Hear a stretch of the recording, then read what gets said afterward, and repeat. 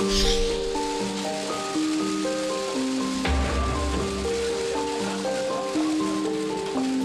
앞에 서셨는데 심경 한 말씀 부탁드리겠습니다. 재판의 성실히 임하겠습니다. 장치장 위조한 혐의 인정하십니까? 제 기자님 모두 인정하십니까? 검찰의 강압 수사라고 생각하시나요?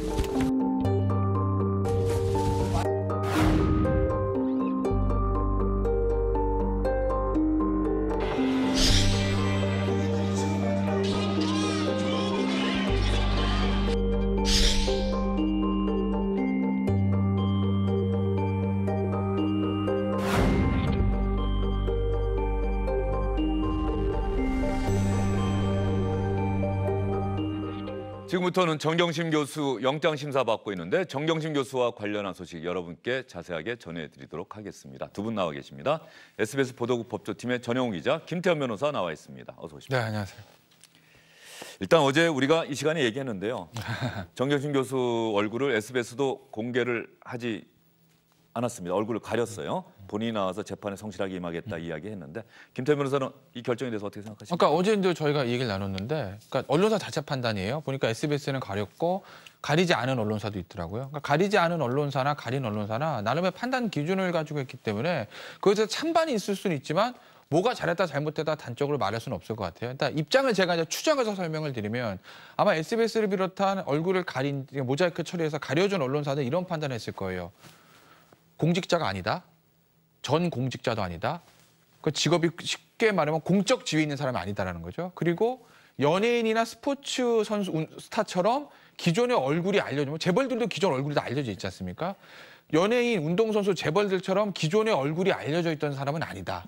그렇기 때문에 일반인이기 때문에 가려주는 게 맞다라고 판단했을 것 같아요. 뭐 그 판단도 저도 그렇게 할 수 있다고 봅니다. 그럼 반대로 얼굴을 가리지 않은 언론사들은 어떤 판단했을까 생각을 해보면 이 사람의 정경심이라는 사람의 직위 자체는 공적인 지위의 사람은 아니지만 이 사건은 온 국민이 관심이 이 사건에서 찬성하든 반대하든 어쨌든 온 국민이 관심이 있는 공적 영역에 있는 공적 관심사가 된 사안이고 그 사안의 중심이 있는 사람이기 때문에 그 사람의 직위와는 상관없이 공적인 힘으로 볼 수 있다. 그러니 얼굴을 공개하는 게 맞다라고 판단했을 거예요. 그러니까 뭐 언론사마다 자체 판단이어서 어느 것이 옳다, 그르다 이렇게 판단할 수는 저는 없을 거라고 봅니다. 다 나름대로 논건들은 있어요. 예. 그러면 전영우 기자, 우리 법조팀 또 사회부에서 네. 뭐 보도국 차원의 결정이긴 합니다만은 뭐 현장의 의견 또 결과적으로 최종적으로 얼굴을 가리기로 결정하게 된 이유는 어디에 있습니까?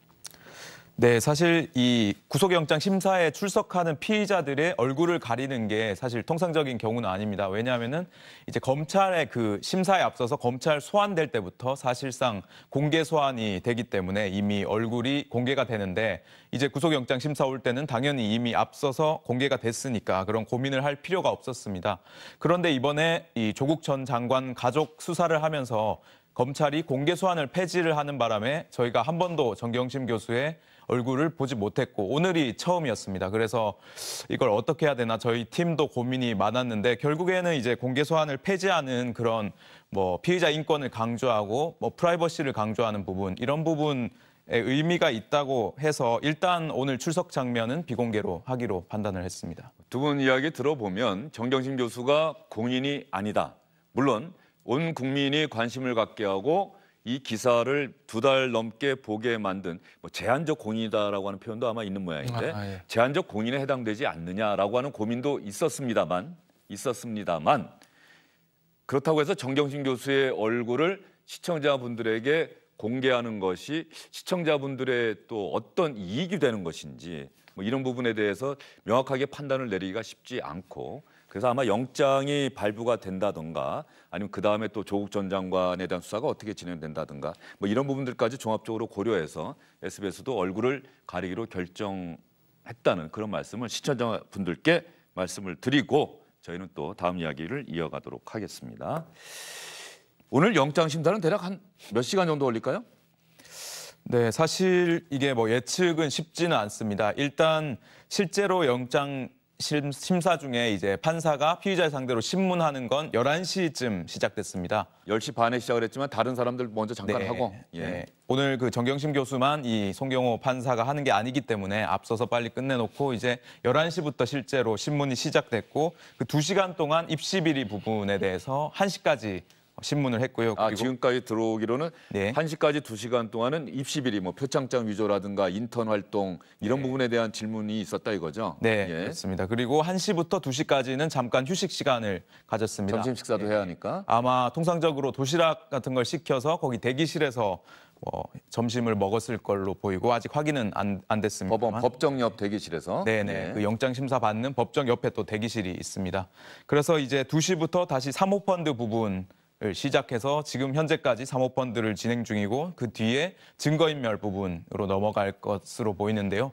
그래서 아마 최소한 한 5시 정도까지는 신문이 진행되지 않을까 이렇게 예상하고 있습니다. 5시까지면은 시간적으로 보면 한 7시간 반이 될 수도 있네요. 물론 휴식 시간까지 포함해서. 네. 그러면 여태까지 법원에 영장심사 받기 위해서 출석했던 주요 인사들 과연 시간이 얼마나 걸렸는지.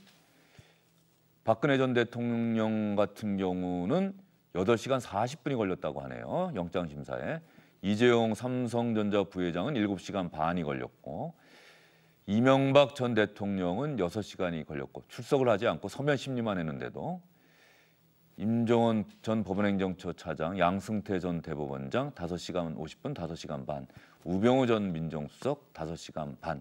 대략 뭐 이쯤 5시간에서 한 길어야 7시간 정도 진행이 될 것 같은데 그러면 오늘 영장심사에서 주요 쟁점 3가지로 압축된 범죄 혐의가 주요 쟁점이 될까요? 적어도 구속하느냐 마느냐를 가리는. 그렇죠. 그 범죄 혐의가 핵심 쟁점이 될까요? 정경심 교수의 건강 문제가 핵심 쟁점이 될까요? 당연히 전자죠.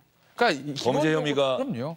그러니까 기본적으로 그러니까 법원 입장에서 봤을 때 범죄 혐의가 검찰에 소명을 하지 못했다라고 보면 도주 우려 증거인멸 건강 상태 따질 것 없이 기각입니다. 법원이 봤을 때 죄가 없는 것 같은데 이거 더 따져봐야 되는 거 아니야라고 생각이 들면 영장 어떻게 발부하겠어요. 그러니까 건강 상태가 변수가 된다, 증거인멸 우려가 변수가 된다라는 건 기본적으로 검찰에 소명한 범죄 사실이 어느 정도 소명이 된다는 걸 전제로 해서 그래 소명은 돼, 죄가 있는 것 같아. 근데 이 사람을 구속하는 게 맞아? 증거인멸 우려가 있어? 도주 우려가 있어? 그리고 구속할 만큼 범죄가 중해? 그리고 추가적으로 건강은 어때를 살펴보는 거지 범죄가 소명이 안 되면 건강 상태 쪽에 변수가 될 여지조차 없는 거니까 제일 중요한 건 뭐 이 사건뿐만 아니라 모든 사건에 있어서 기본은 검찰이 주장하는 그 범죄 사실 소명 여부인 거죠. 그래서 아마 그 부분에 대한 게 지금 아마 오늘 오후까지 심도 높게 얘기를 해야 될 것이고 그 다음에 추가로 뭐 증거인멸 교사 자체는 이제 범죄 사실에 포함이 돼 있지만 증거인멸 별도의 영장 청구 사유인 증거인멸 우려와 관련해서 예를 들면 하나의 지금 없어졌다고 주장하고 검찰이 보고 있는 노트북 하나의 행방이라든지 그다음에 정경심 교수 건강 상태 그런 지금 SBS 보도에 따르면 진단서를 내긴 했으나 MRI 필름에 소견서도 없고 진단서에 지금 보면 그 어떤 진단 의사명 같은 게 빠져 있다는 거 아니겠습니까? 그거를 검찰이 스스로 의사들을 불러다가 살펴봤다는 것이고요. 그 부분에 대한 공방은 마지막 순간에 좀 펼쳐질 거예요. 예. 그런데 전영욱 기자, 이번에 아마 기자들도 많이 의아해했을 것 같아요. 왜 진단서 아프다고 하면 네. 진단서를 그대로 검찰 측에 내고 소견서도 뭐 MRI 사진이라든가 CT 촬영한 사진이라든가 그거 자체를 또 검사들이 그걸 판독할 수 있는 의사가 아니니까 의사의 소견서도 당연히 들어가야 되고 그러는데 마지막 순간까지 의사명, 병원명은 밝히지 않았다. 정경심 교수 측 변호인단에서는 우리는 검찰을 못 믿겠다는 그런 일관된 태도를 보이고 있는 겁니까? 네, 맞습니다. 이제 그런 검찰 측의 요구가 있으니까 결국에는 이제 MRI, 뇌 관련해서 MRI를 냈는데 거기마저도 뭐 소견서는 따로 없었고 병원명이나 의사명은 가린 채 제출했다고 검찰이 밝혔습니다. 물론 오늘 법원에 대해서는 이제 직접 재판부에 제출을 할 수는 있을 것 같습니다. 왜냐하면 이 변호인 측에서는 우리는 검찰을 좀 못 믿겠다 이런 식으로 검찰에 제출을 하게 되면 지난번에도 뭐 기자들이 다 알고 병원에 찾아가 왔다. 이런 식으로 좀 의심하고 있는 상황이기 때문에 일반적인 좀 피의자들과는 좀 다르다고 볼 수 있을 것 같습니다. 예컨대 뭐 하드디스크를 이렇게 숨긴 부분도 우리가 뭐 검찰을 못 믿어서 뭐 증거를 좀 보존하기 위해서였다 이런 뭐 그런 말도 일부 있었던 것 같고요. 어쨌든 검찰을 보는 시각 자체가 조금 의심스럽다라는 입장을. 정경심 교수 이야기를 들어보면 그동안 우리가 검찰 수사, 법원의 영장심사 받기 전에 피의자들이 보여줬던 행동과는 사뭇 달라요. 다르죠. 이런 경우가 있습니까? 병원 진단서 떼면서 기관명도 안 밝히고 의사명도 안 밝히고 그러면서 이거 공개할 경우 검찰이 언론에 또 흘려서 그 해당 병원이 상당히 피해를 입을 수가 있다. 그리고 컴퓨터 갖고 가면서 이건 증거인멸이 아니라 증거를 우리가 오히려 보존하기 위한 거다. 검찰이 장난칠 수도 있기 때문에 그 유시민 사장도 그렇게 이야기를 했구만요. 피의자마다 여러 종류의 피의자가 있고 변호사가 사건을 처리하는 방식이라든지 변론하는 방식은 뭐 다기하기 때문에 없다라고 제가 단정적으로 말씀을 드릴 수는 없으나 제 경우는 없었고 저는 앞으로도 없을 거고 제 주변에서도 저는 보지 못했다. 지금 사건을 담당하시는 변호사분들은 그렇게 하셨는지는 제가 모르겠습니다. 그건 변호사마다 스타일이 다른 거니까. 그러니까 진단서부터 말씀을 드리면 제가 피의자는요. 피의자, 피고인 형사사건에서 유리한 건 다 하려고 합니다. 그건 인간의 본성이에요. 예. 변호인의 변론의 기본입니다. 속된 말로 제가 담당하고 있는 피의자, 피고인이 좀 아프다. 그럼 어떤 형태로든지 정말 그냥 병원이 아니라 우리나라 일반적 4대 종합병원 하는 병원들 있지 않습니까? 거기 가서 정말 과장의 진단서 제대로 받아서 검사님, 판사님 이렇게 아프니까 수감 생활이 어려우니까 좀 선처를 부탁드립니다. 하는 게 인지상정이고 사실은 모든 변호사들의 기본적인 입장이거든요. 그걸 뭐라고 하면 안 됩니다. 그건 변론의 일종이니까. 그런데 그걸 다 가려서 검찰에 냈다. 검찰을 못 믿으니. 검찰에서 알려질 것 같으니까. 그럼 법원에 내면 그거는 언젠가는 결국 검찰의 손에 다시 들어올 수밖에 없는 것이고 왜냐하면 변호인 의견서가 첨부가 돼서 의견서 형태로 들어가면 어떤 형태로인지 검찰에 나중에 그 기록을 등에서 볼 수 있으니까 언젠가는 검찰한테 알려준다는 거죠. 시간 차이만 있을 뿐. 그러니까 무슨 의미가 있냐는 거예요.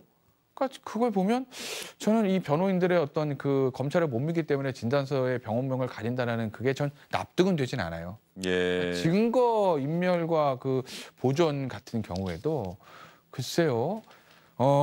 예를 들어서 정말 제가 증거를 보존하고 싶었다고 하면 그게 저는 조작이 가능한지도 모르겠으나 지금 전문가들 보면은 조작하면 기록에다 남는다는 거 아니겠습니까? 디지털 증거 같은 경우에는. 보존하려고 하면 저는 함부로 복사해서 가지고 있었을 것 같아요. 그리고 압수수색 방식에 대해서 좀 설명을 드리면 예를 들어서 이게 이제 컴퓨터 하드디스크라고 할게요.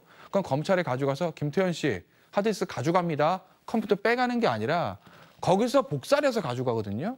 그러면은 피고인한테 남아 있다고요. 그러니까 굳이 보존하지 않아도 검찰이 가져간 것과 동일한 거를 피의자들도 가지고 있을 수 있기 때문에 나중에 공판 과정에서 이 파일이 나한테 있었는데 검찰 과정에서 없어졌네요.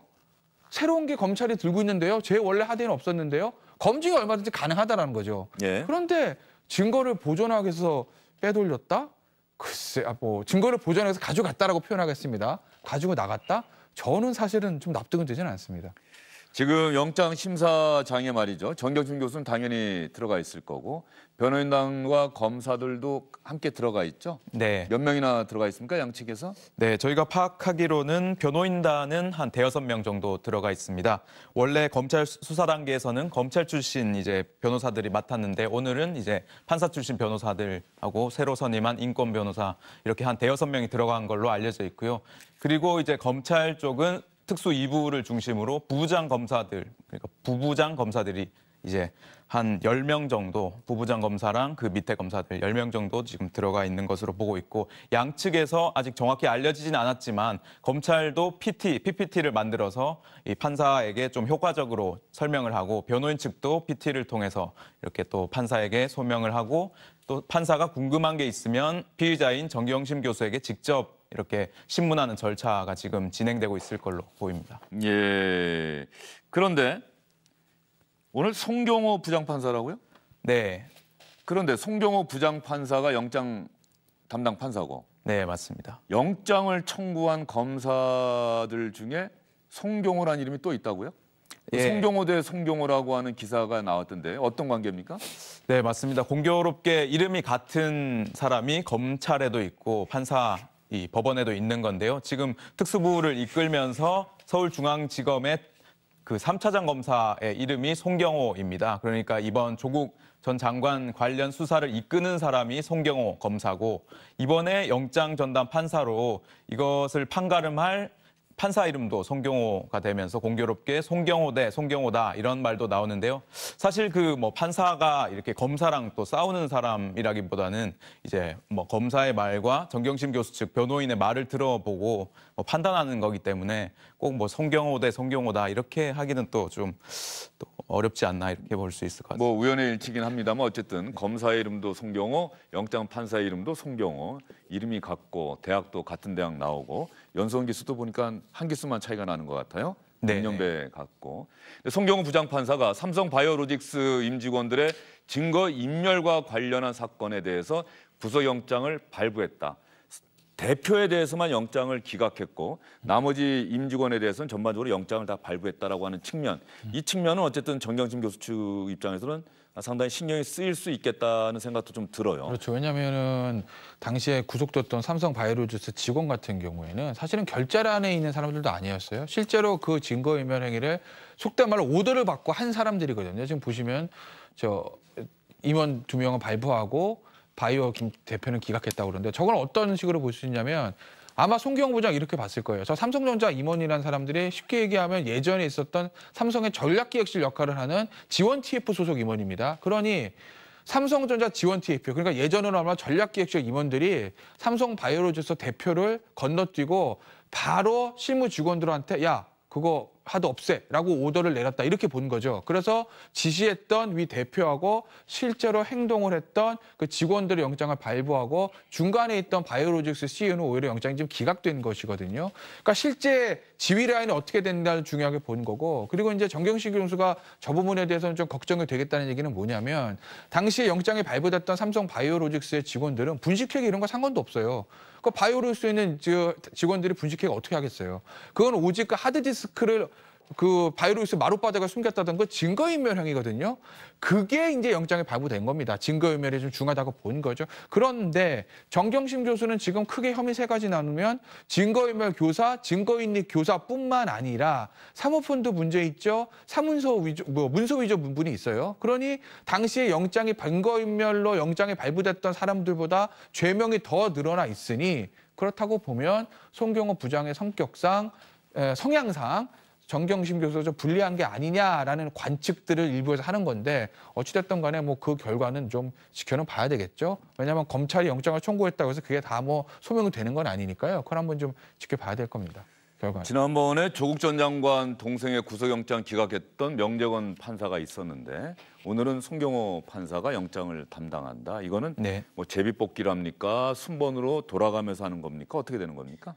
네, 이 서울중앙지법에 영장만 전담하는 전담 판사가 4명이 있습니다. 그런데 이제 2명씩 한 주를 돌아가면서 합니다. 그러니까 이번 주는 송경호 판사하고 명재건 판사 둘 중에 한 명이 하게 되는데 이번 같은 경우에는 법원 설명으로는 무작위 배당을 했다. 이런 컴퓨터 시스템, 전산 시스템을 통해서 50% 확률로 무작위 배당이 된 걸로 알려지면서 이제 뭐 2명 중 1명이었는데 결국 그 조국 동생 을 기각시킨 명재건 판사는 피해갔다 이렇게 볼 수 있을 것 같고요. 예. 뭐 그렇다고 해서 송경호 판사가 뭐 어떤 기각을 내릴지 구속을 할지 이건 또 알 수 없는 부분이라 결국 법리를 다투고 혐의가 어느 정도 소명되느냐에 달려 있어서 네, 그 배당보다는 사실 혐의를 어떻게 소명하느냐 이게 제일 중요할 것 같습니다. 영장 심사는 오늘 오후 뭐 5시 늦어도 7시 전에 끝날 것 같고요. 박근혜 전 대통령이 7시에 끝나는 게 최장 기간이라고 하니까 뭐 더 갈 수도 있겠습니다만. 네. 그러면 영장 발부 여부가 결정되는 시각은 뭐 통상적으로 오늘 자정을 넘길 가능성이 크겠군요. 네, 이렇게 좀 중요하고 복잡한 사건 같은 경우에 아마 새벽 1~2시는 돼야 되지 않을까 이렇게 예상을 하는데요. 이제 영장실질심사의 절차를 보면 이게 오늘 지금 하고 있는 판사와 피의자가 있고 검찰과 변호인이 참여하는 피의자 신문 과정이 있고 이게 끝나면 판사가 또 수사기록 그다음 구속영장 이런 서류 검토를 또 오랫동안 합니다. 아마 서류 검토는 구속영장이 청구되고 배당됐을 때부터 일부 이게 중요하기 때문에 봐왔을 걸로 보이는데요. 그 본 걸 토대로 오늘 정경심 교수한테 직접 신문을 하고 신문이 끝나면 또 서류 검토를 한창 해서 결국 그 결정은 한 새벽에 돼야 되지 않을까 이렇게 예상합니다. 김태현 변호사한테 뭐 단도직입적으로 여쭤보죠. 뭐 영장 발부될 것 같습니까? 기각될 것 같습니까? 어려운 질문을 하시죠. 예. 얘기해야 됩니까, 사견을? 예, 한번 뭐 해보시죠. 아니, 뭐, 예. 제가 사실은 이 조국 전 장관 사태 때 정경심 수사 관련 거를 사실 거의 뉴스 브리핑에 매일 나와서 얘기를 예, 했는데 오늘 시청자분들도 사실은 예. 지금 상황에서 가장 궁금해하실 예. 대목이 바로 그것 예, 아니겠어요? 그래서 아마 제가 얘기하는 걸 들으신 분들은 아마 짐작하셨겠지만 저는 좀 발부 가능성이 높다고 봅니다. 물론 제 얘기가 절대적인 건 아니지만 예, 사견을 전제로 해서 예, 한번 말씀해 사견이죠. 보시죠. 왜 발부될 걸로 보는지. 일단은요, 범죄 혐의의 소명, 예를 들면 저는 문서위조죄 같은 경우에도 이미 어느 정도 그거는 피의 사실 공표와 좀 상관없이 예를 들어서 문서 위조나 그런 부분들에 대한 거 언론 보도가 좀 많이 됐었는데 어느 정도 저는 그거는 소명이 됐다고 보고 증거인멸도 마찬가지입니다. 증거인멸 교사 부분도요. 가장 문제는 사모펀드인 건데 글쎄요, 검찰이 어떤 생각을 하고 있는지 모르겠으나 처음에 사모펀드에 관련된 어떤 보도에 비하면 이번에 사모펀드 여부로 기소된 건 양이 좀, 죄송합니다. 영장 청구된 건 양이 좀 적긴 해요.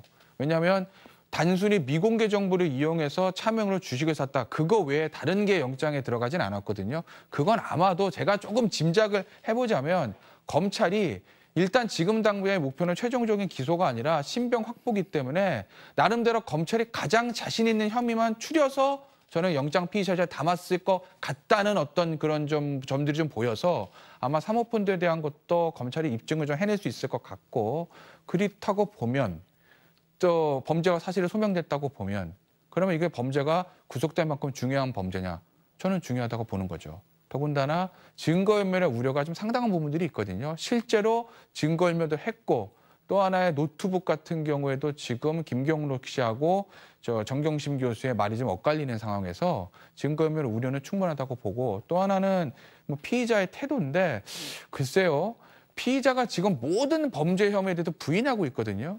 근데 그게 이제 전략상으로 옳은지에 대해서는 변호인마다 좀 판단이 다를 수 있기 때문에 조금 논란의 여지는 있으나 지금 일부 언론 보도를 보면 정경심 교수가 김경록 씨한테 야, 그 PC를 가져나고 하드 교체한 거 당신이 그냥 스스로 한 거 아니야. 내가 시킨 게 아닌데. 뭐 이렇게 얘기해서 김경록 씨가 대지를 요구했다는 그런 보도가 있었는데 그 보도가 어느 정도 신빙성이 있는 건지 모르겠으나 신빙성이 있다고 가정하고 말씀을 드리면 그런 태도들이 법원에겐 굉장히 안 좋게 비칠 수가 있다. 아, 이거 확실한 증거 있는 것도 전면 부인이구나. 라고 하게 되면 그게 바로 증거인멸 우려나 도주 우려로 연결될 수도 있는 부분이거든요. 그래서 저는 개인적인 사견을 전제로 발부 가능성이 높다고 말씀을 드리지만 제 얘기가 절대적인 건 아니니까요. 예, 박지원 의원 같은 경우는 오히려 발부되지 않을 것 같다 이렇게 이야기를 했는데 김태현 변호사는 다른 이야기를 하고 있어요. 실제적으로 그 증거와 관련해서 저는 그런 질문을 좀 드리고 싶네요. 오히려 검찰이 지금까지 수사를 통해서 증거를 충분히 확보한 상태가 아닌지, 그러니까 증거 은닉 혐의를 적용하긴 했지만 이미 증거를 충분히 확보하고 있는 상태고 또 그동안 정경심 교수가 충실하게 검찰 소환에 응했다는 점, 그러면 도주의 우려는 없고, 그러니까 증거는 이미 충분히 확보돼 있고 건강이 안 좋다라고 이야기하고 진단서도 나왔고 그런 측면에서 보면 오히려 영장을 기각할 가능성이 더 크지 않을까 이렇게 생각하시는 분도 많지 않겠습니까? 근데 이제 그게요. 예. 여기에서 하나 빠진 거는 제가 빠진 거 그거예요. 범죄의 중대성. 범죄 혐의의 중대성에 대해서는 빠지고 제가 질문을 드린 거예요. 그러니까 저 모든 변호사들이 영장에 들어가게 되면 저도 마찬가지입니다. 도주 우려. 뭐라고 쓰냐면 말씀하신 대로 지금 우리 죽어도 일정하고 그리고 검찰의 조사에 충실히 응했습니다. 도주 우려 없습니다. 도망가죠. 이 얘기 쓰고 증거인멸 우려 부분에 항상 뭐라고 쓰냐면 이미 수사가 다 끝나지 않았습니까? 검찰이 기소를 자진하니까 영장을 치는 거 아니겠어요? 더 이상 인멸할 증거가 뭐가 있다고 그러세요? 다 확보했으면서 라는 얘기들을 합니다. 그럼에도 불구하고 법원이 이제 증거인멸의 우려가 높다고 판단하는 건 뭐냐면 예전에 이제 조금 사안은 좀 다를 수는 있는데 국정농단 사건이라든지 사법농단 사건에서도 마찬가지였어요. 여러 진술자가 있거든요. 법원이 보는 시각은 지금 이 사람이 밖에 나가 있으면 그 검찰한테 유리한 진술을 했던 증인들을 접촉해서 진술의 번복을 요구할 수가 있다. 국정농단 사건 때 사법농단 사건 때 피의자들과 참고인들의 관계를 봤을 때 그러할 수 있다라고 보는 거잖아요. 이것도 마찬가지거죠.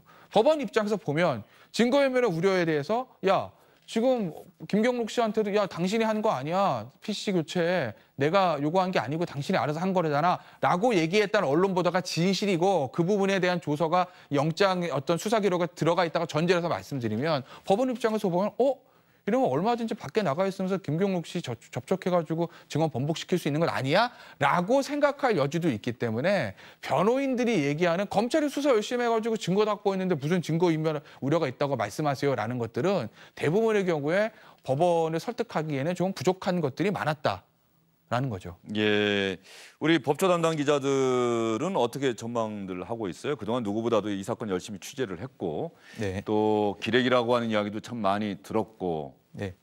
그런데 이 사건 열심히 취재를 한 입장에서 영장이 나올 것 같다, 기각될 것 같다. 기자들도 서로 이야기도 하고 토론도 했을 것 같은데. 사실 뭐 섣불리 판단은 하기 어렵습니다. 기자들 간에도 입장이 다르기도 하고요. 생각이.